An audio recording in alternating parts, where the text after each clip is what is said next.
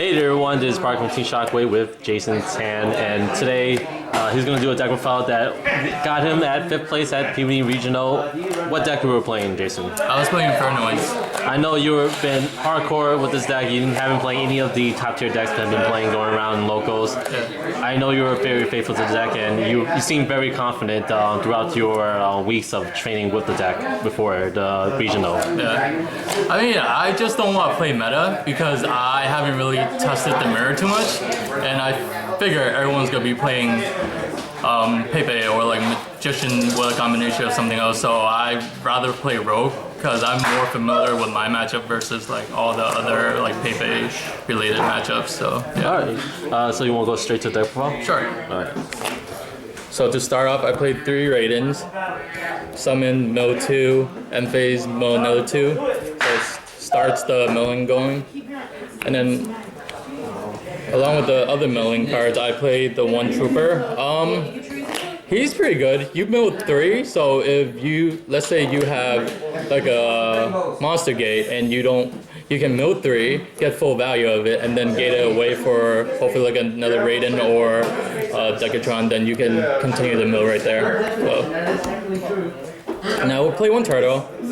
He's really subpar obviously when you open it, but there's ways to play around it. If let's say you reasoning and they call wrong, you bring out like a Raiden, you mill 2, and then you summon the turtle, and then you make like Omega. Or if you have like a 1/1, you can 1/1 him away for a Decatron and just go. And then you know you're pretty safe for 1 turn unless for some reason they banish it from your grave or they, I guess, swallow you. Now I played 3 Decatrons. Best card. When you summon it, you dump Infernoid, copy its effect, and adds the level to his own. So a lot of times you like summon a Decatron. Depending on your hand, if you have like Petrulia or if you have Harmonic, you'll send the other, and then you special the one that's opposite of the one you sent to grave. Then you'll have a low 4, and then low 4, or you have a level 5 and a 3, and you can make Omega that way. Omega turn 1 is the best real play this deck can do. And I played 2 Antra. He's okay.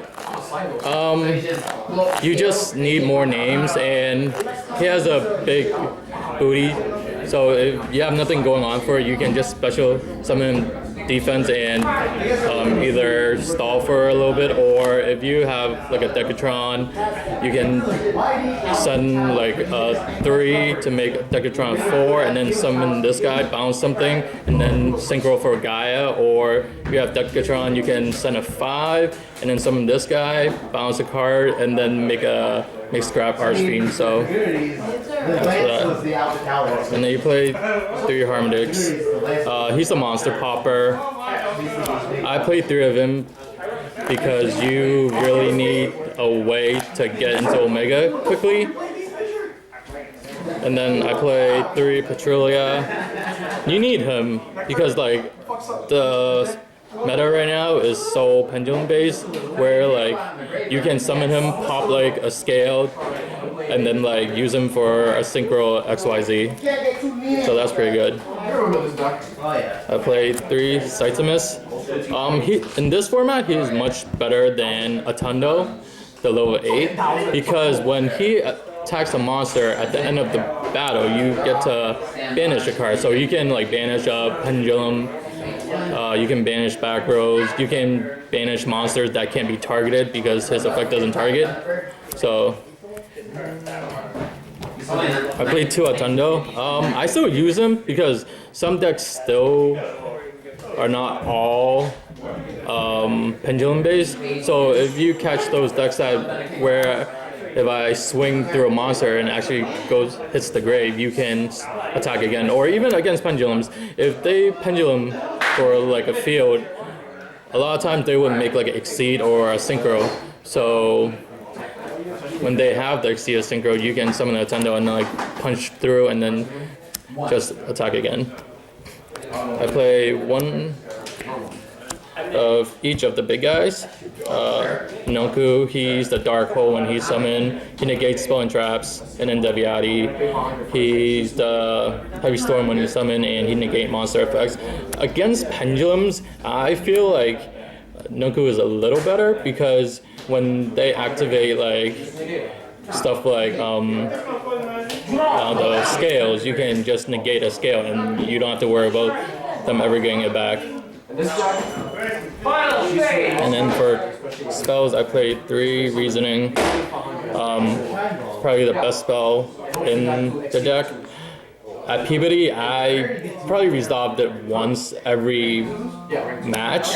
It wasn't really doing too great for me, but I mean, again, it's like a win condition. If they call wrong, or even if they call right, and I can like fill my grave, then I'm in a very good spot, obviously. And I played 2 charge.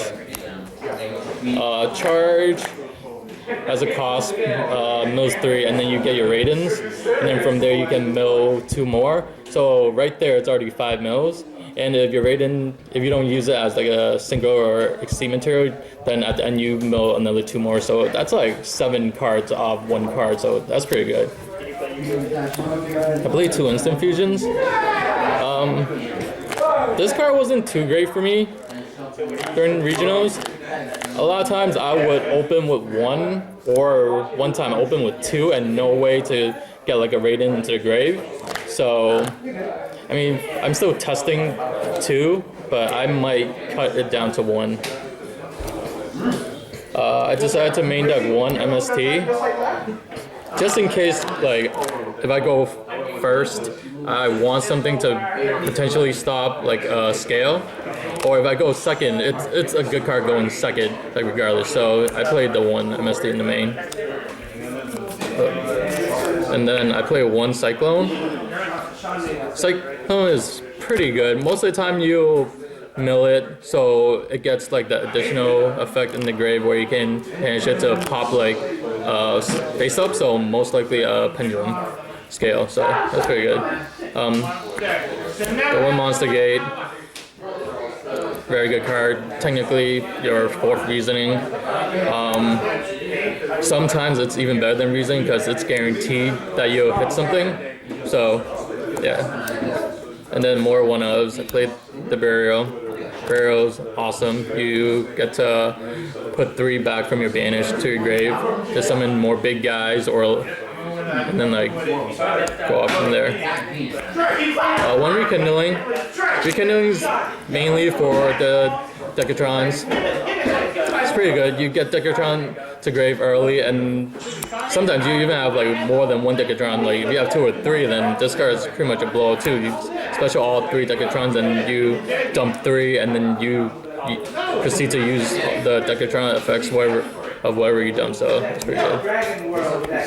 Play 1 Voice Air. Voice Air is really not that great this format, just because I feel like it doesn't do enough. Like it might answer 1 problem, but then with pendulums they probably have like 2 or 3 problems on the field at a time. So I don't really like this card too much. I mean, if I mill it, then awesome. Like I can negate like a, well, not negate, but I can protect my Infernoids from being destroyed.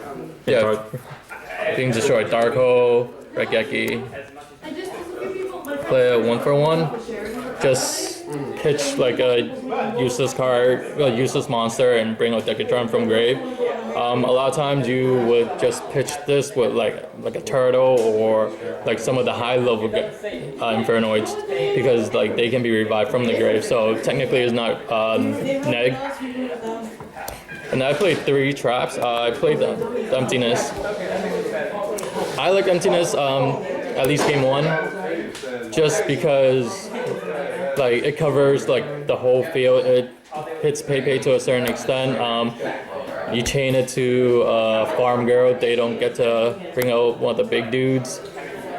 Chain it to, I guess, like instant fusions, like brilliant fusions, all that good stuff. And I don't really have a problem turning it off, because you can just charge or like Raiden or like MST it away. So it's really not too much of a problem. And a lot of times I would have like the Emptiness with like at least 1 or 2 big guys on the field. So it's not terrible, I opt to play a warning. I thought it was the best choice going in, just because it hits everything. Like it hits like the pendulum summon, so all those pendulums goes to grave, so they can't reuse it next turn.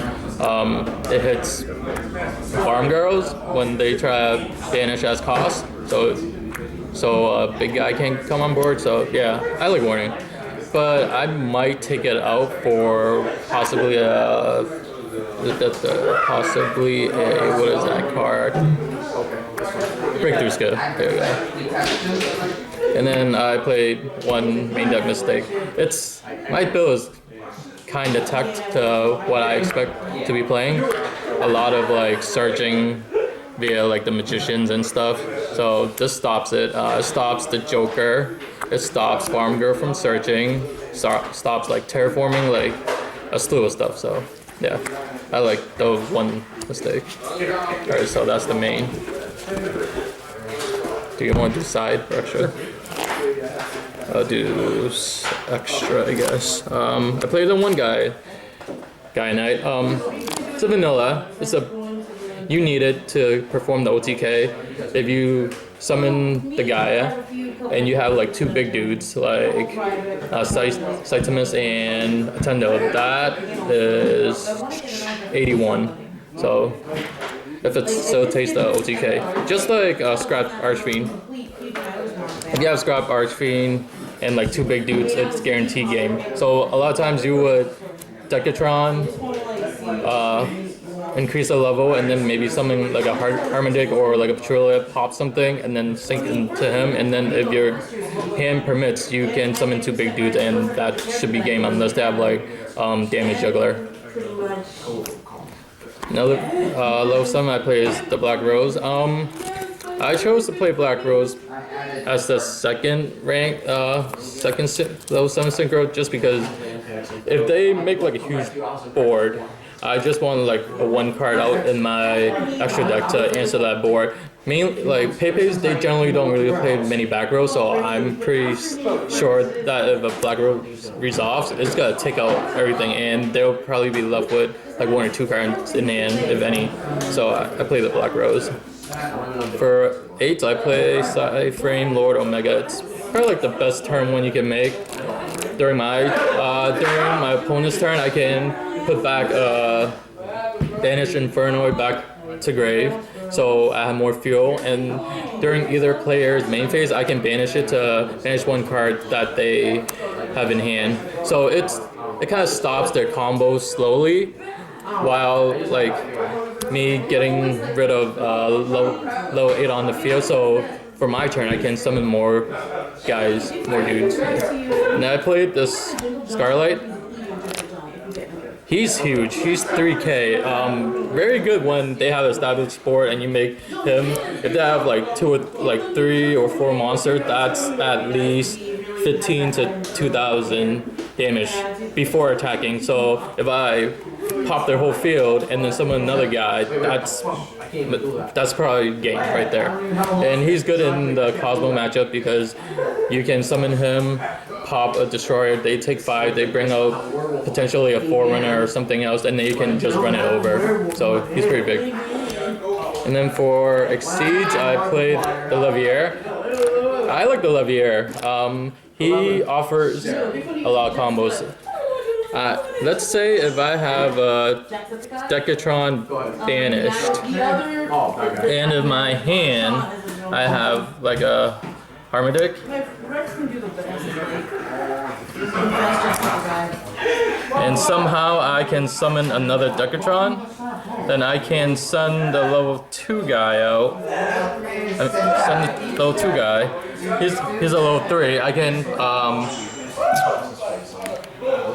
return a face up, and then I special the Harmonic by banishing this, pop a monster, and then make Levier, and then either send like the Decatron to grave to bring out the Decatron, and then from there this Decatron can dump another card depending on the situation. So it makes like neat plays. I like it. Some people play Dante, but I feel like this creates a better lock. So I like this better. How much of a stupid was it? Like, was that exactly what did he do? I play the Dweller for all those grave heavy decks.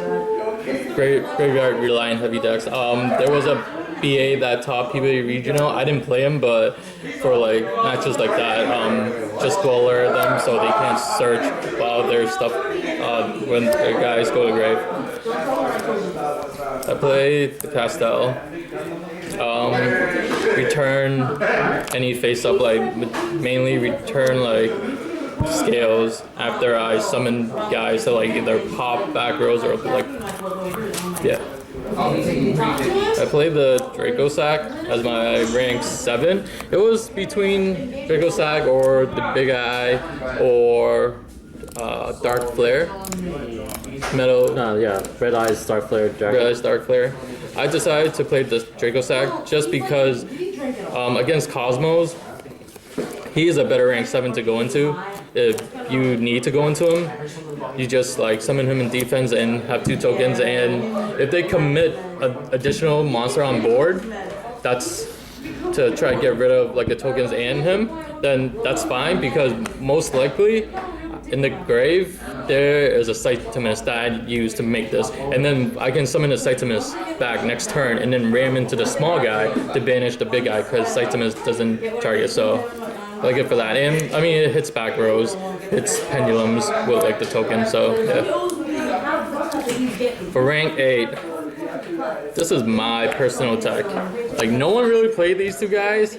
I play it because let's say you summon Decatron, dump Cytimus, Decatron will be 8, and then you can bring out like a Tundo to like answer monster that's huge. So I'll XYZ both those monsters into this guy and then put this on top. He's 4K, and his effect is you can detach 1 material to pop a face-up card. So I can make him pop like your monster and then bring back a big guy. That's about 7K right there. Or if not needed, I can just pop like a scale or something. So that's pretty good for that. I played Alcé. Last minute, I took out the Felgrand to put him in, just to try him out. I never had to go into him. I'll probably continue to test with him, but I feel like Felgrand might be a little bit better. The only thing good about him is he has like a very big booty. Like not many monsters can get through that, and if they can't get through him during my turn, I can mill one, and then I can like spin a card to like the top of their deck or like to the bottom of their deck, depending on like what I see on their field. So oh, and like let's say if you call reasoning and you hit the reasoning, that reasoning goes to your hand. So that's pretty good. Never happened, but it's there. I play 1 Norden for the 2 instant fusion. I chose just 1 Norden because the extra deck is pretty tight. But I mean, most of the time you're milling anyway, so the chances are you'll probably hit 1 instant fusion to the grave. So if you have the other one, then that 1 instant fusion will only get you 1 Norden anyway. So that's that. And then the last 2 cards are 2 Chimera Techs. Chimera Techs are obviously for the Cosmo matchup, or like Rogue matchup, like Despots, because I side the cores. So for side deck, I played the other 2 MSTs. I generally only side in the second one going first, and I side in both when I'm going second. Reason being is like if I'm going first, I have other better cards to like hit the whole scale instead of just hitting one of the scales. So that's that. I played triple Wavering Eyes, and to accompany that, I play the Archfiend just because I can. So like if I was going first, I would set a Wavering Eyes, and then if they don't have a Wavering Eyes or a damage juggler to stop this Wavering Eyes, I'm potentially taking 2 of their resources out, and I get to search for the Archfiend. So that's pretty good. And even like even if I like hard draw the Archfiend, I mean I can always set her as a scale and then like pop a back row, like pop like an Iron Wall or something. So she's not really horrible per se. Or if I like, or if there's like a random like Vanity's Fiend on field, I can just summon her and just pop it and then like continue doing Infernoid stuff. So that's that. So I played the 3-core for the Cosmo matchup mainly. Core is awesome. You reasoning into it. If they don't call the 2, then comes on field. I can contact away their big ship. They don't get it. Or even if for some reason they want to call 2, it goes to grave. And then if I don't have a board, I'll just banish it and then like summon the other one, and then still like contact for their ship. So that's that. I play 1 Fairy Wind tech. I like Fairy Wind for the burn and for going first, and let's say, and it hits like more things than like I guess Wavering Eyes would. If they have like a face up Iron Wall or something and like some scales, then I'm getting like huge utility out of that. So the 1-of, it's pretty good. Play 2 more Mistakes in this side them in for like majority of the matchups, like minus Cosmos obviously, because they search with Farm Girls, but there's better cards for that. So like everything searches this format, so these hits them, so that's pretty good. I also play like 2 random Light Mirrors. Depending on how I feel, I could side them in against Cosmos, like have it up their Farm Girls, Strawmans, can resolve. If they have like a Forerunner or like a Slip Rider, their effects will not activate either. So that's that. And there was like a Satella player that came in top 8 as well. I didn't play him, but if I did, I would have something for him. So not. And then the final card is I side decked their Regeki. Just for going second, if they have like a board, I want like 1 card answer to it. I don't like it in the main just because if they make me go first against Pepe, like it's pretty much useless. Even if I set it, it doesn't do anything. So I'm technically playing with 4 cards when I go first. And if they make a board on their turn, like a lot of times I see that they'll make like a Nappies with it, so it's really not too great to main at least. So I just had to side it. So that's that. Thank you again, Jason, for the deck file. Any last words before we head out today? No, just shout outs to Pandemonium Games and the Wizard Duel. But yeah, that's pretty much it. Alright, thank you again for the deck file. This is Park with Shockwave signing out. Awesome.